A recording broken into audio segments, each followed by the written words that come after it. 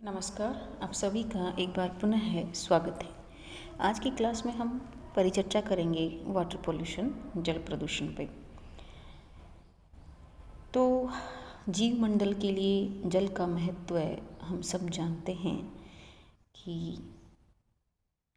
इसका सभी जीवों के लिए बहुत ही महत्वपूर्ण रोल है, आवश्यक तत्व है सभी जीवों के लिए।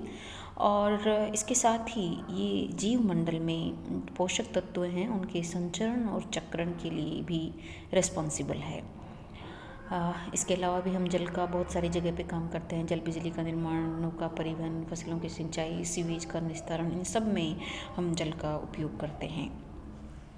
तो जलमंडल पे जल की मौजूदगी हालांकि हमें बहुत ज़्यादा मात्रा में दिखाई दे रही है, लेकिन जल का जो कुल जल हमारे पृथ्वी पे मौजूद है उसका 1% भाग ही हमें भूमिगत जल, सरिता जल, झील का जल, मृदा में इससे जो जल है, इन विभिन्न रूप वायुमंडलीय जल है, इन विभिन्न रूपों से होते हुए मानव समुदाय के लिए सुलभ होता है। भूमिगत जल इसमें सबसे बड़ा रोल रखता है। लेकिन औद्योगिकरण, नगरीकरण और मानव जनसंख्या में तेज़ी से वृद्धि के कारण जल की मांग में गुणोत्तर रूप से वृद्धि हुई है और जल की गुणवत्ता जो है वो निरंतर गिरती जा रही है।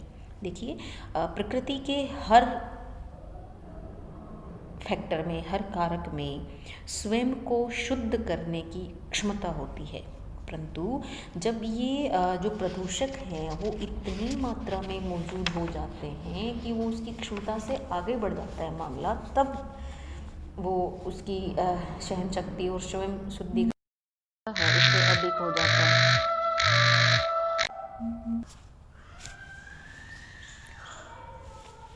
Sorry for disturbance.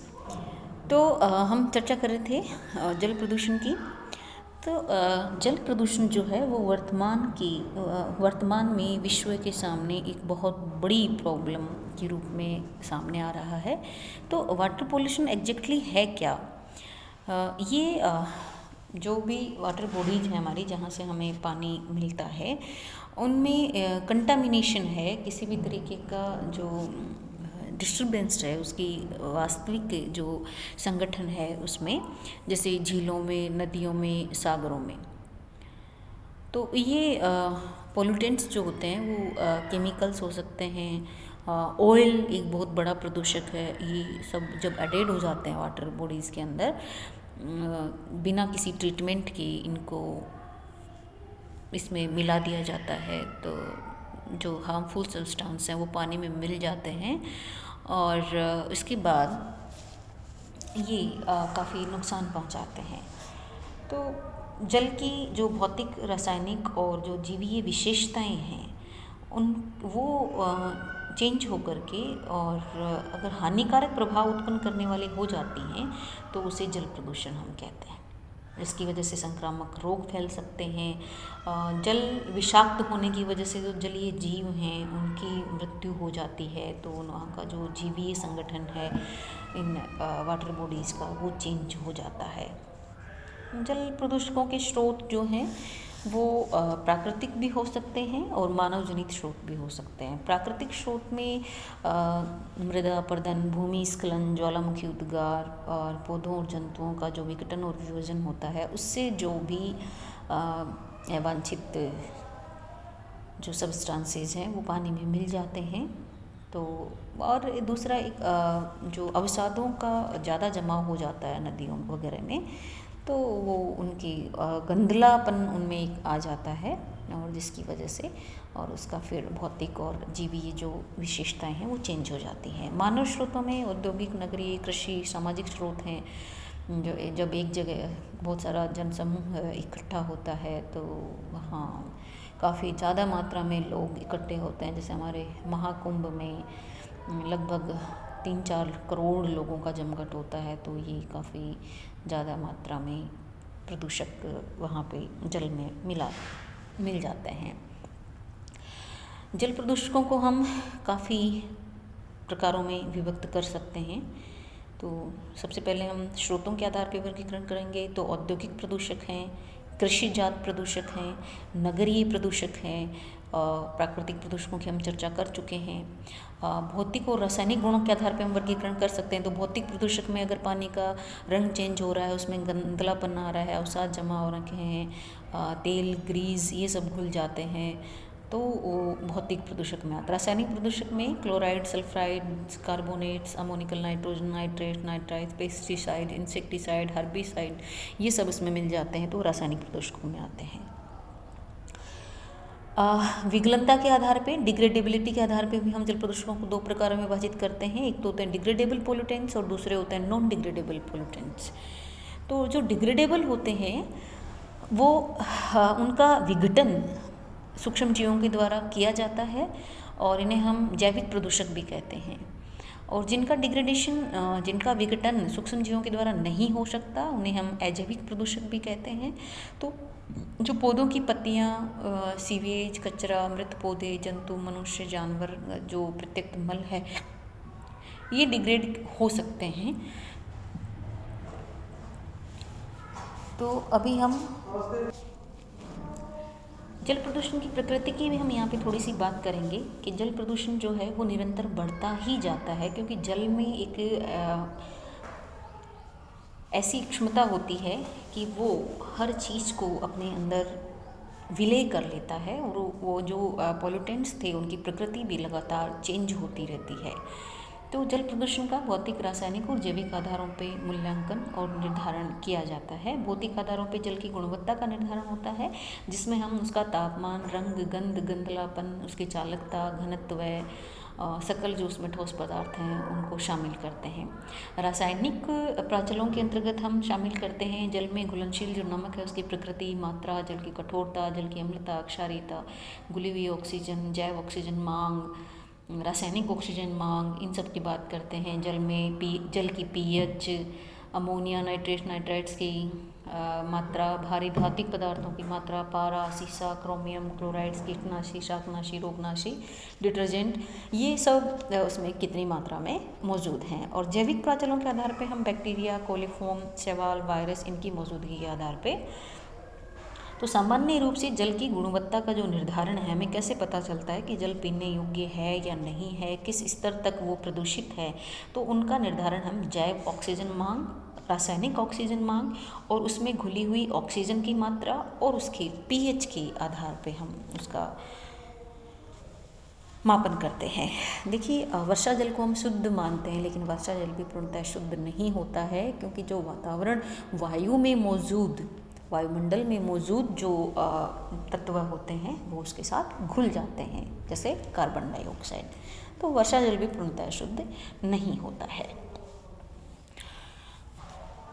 हम पानी को बहुत सारे चीज़ों में दैनिक दिनचर्या में हम काम में लेते हैं और सभी बहुत सारे ऐसे पदार्थ होते हैं जिनको अपने अंदर घुला लेता है, डिज़ोल्व कर लेता है, इसलिए ये बहुत ही आसानी से और प्रदूषित भी हो जाता है। तो इसके जल प्रदूषण के जो सोर्सेज हैं उनको दो भागों में डिवाइड किया जाता है। एक तो होते हैं पॉइंट सोर्सेज और दूसरे होते हैं नॉन पॉइंट सोर्सेज होते हैं। इनकी हम थोड़ी सी यहाँ पे चर्चा करेंगे कि पॉइंट प्रदूषण और नॉन पॉइंट प्रदूषण कौन से होते हैं। तो सबसे पहले हम बात करते हैं पॉइंट प्रदूषण की। तो ये हमें दिखता है, ये हमेशा हमें दिखता है और इसका आसानी से पहचान भी कर ली जाती है। जैसे किसी नगर से जो गंदा पानी निकल रहा है और उस मल जल को नदी में विसर्जित किया जा रहा है, तो उस एक पॉइंट की हम पहचान कर सकते हैं कि इस जगह पे जल का प्रदूषण हो रहा है। तो उस जगह का उस पॉइंट का हम निर्धारण कर सकते हैं, इसलिए इस प्रकार के प्रदूषण को पॉइंट प्रदूषण कहा जाता है। तो इस पॉइंट प्रदूषण का अर्थ यही है कि निर्दिष्ट अवस्थिति से प्रदूषणों को निकलना, जैसे सीवरेज नाले का किसी नदी या जल में मिलना, औद्योगिक प्रतिष्ठानों से अपशिष्ट जल का जलाशयों में निकास, कारखानों की चिमनियाँ, ये सब हमें दिखती हैं। इसके अलावा जो दूसरा प्रदूषण का प्रकार, ये काफ़ी नुकसानदेह भी है और इसकी हम एग्जैक्ट पहचान भी नहीं कर सकते।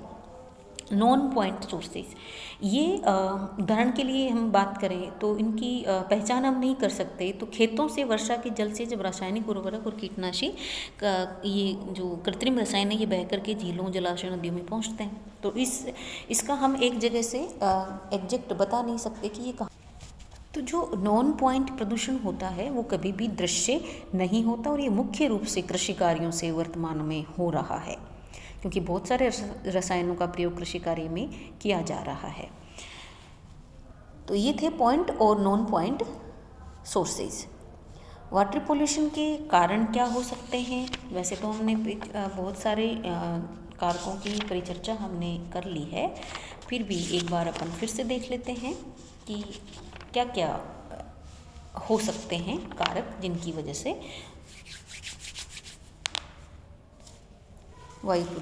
जल प्रदूषण हो रहा है।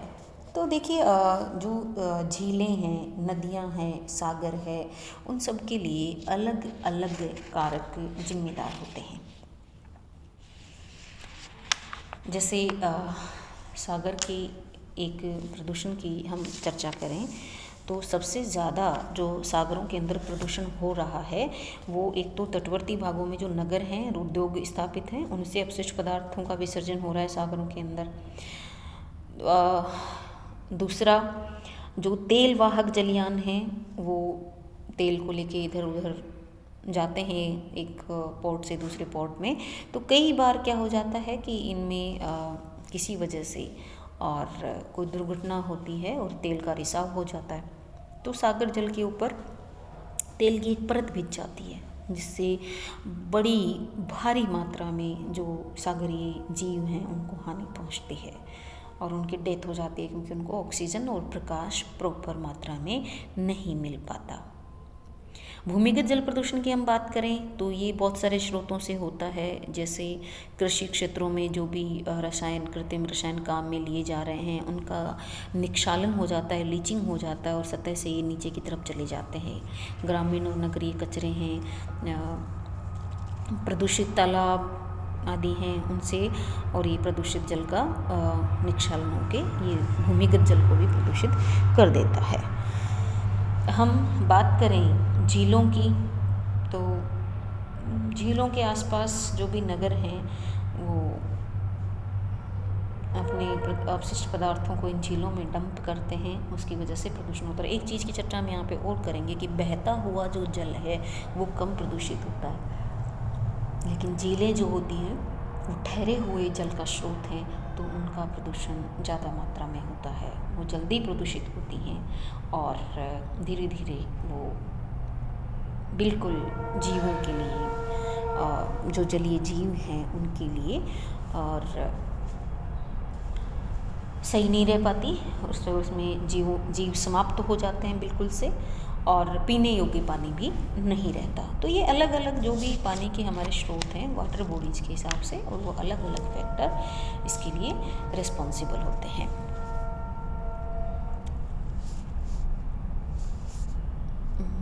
जो सरफेस धरातल के ऊपर जो पानी मौजूद है उसके बहुत सारे पोल्यूशन के कारण बनते हैं। सीवेज वाटर है, इंडस्ट्रियल इफ्लुएंट्स जो निकलते हैं, सिंथेटिक जो डिटर्जेंट्स हैं, एग्रोकेमिकल हैं, ऑयल है, जो हीट निकलती है उसमें, मतलब ठंडे पानी को सप्लाई देके मशीनों वगैरह को ठंडा किया जाता है, तो जो गर्म पानी निकलता है उसको वापस वाटर बॉडीज़ में डाल दिया जाता है, तो ये काफ़ी नुकसान करता है। इफ़ेक्ट्स क्या देखने को मिलते हैं हमें? जो भी टॉक्सिक सब्सटेंसेज हैं, विषाक्त पदार्थ हैं जो वाटर को प्रदूषित करते हैं, वो फाइनली मनुष्य के शरीर को भी इफ़ेक्ट पहुंचाते हैं, मनुष्य की स्वास्थ्य को हानि पहुंचाते हैं। जो भारी धातुएं हैं जैसे पारा, सीसा, कैडमियम, ये बहुत सारे तरीके की डिजीज़ उत्पन्न करते हैं। बहुत बार पूछा जाता है कि पारा कौन से या मीनामाता रोग किस धातु के द्वारा फैलाया जाता है, तो वो पारा है। Minamata disease is occur due to consumption of methyl mercury contaminated fish जो सागर से पकड़ी जाती हैं, तो पारे वगैरह का डिस्चार्ज सागर वगैरह में किया जाता है और फिर वहाँ की जो फिशेज हैं वो वहीं रहती हैं, तो पारे का कुछ अंश उनमें पहुंच जाता है, फिशेज को खाया जाता है तो वो मनुष्य में पहुंच जाता है और फिर मीना माता रोग का कारण बनता है। मरकरी पारा जो है वो पानी में और मिथाइल मरकरी में बदल जाता है। ये इटाई जो डिजीज़ है वो कैडमियम के द्वारा फैलती है, और जो चावल खाया जाता है वो कंटामिनेटेड होता है कैडमियम के द्वारा। तो कैडमियम कहाँ पहुँचा है? भूमिगत जल में, और भूमिगत जल के माध्यम से वो कहाँ पहुँचा है?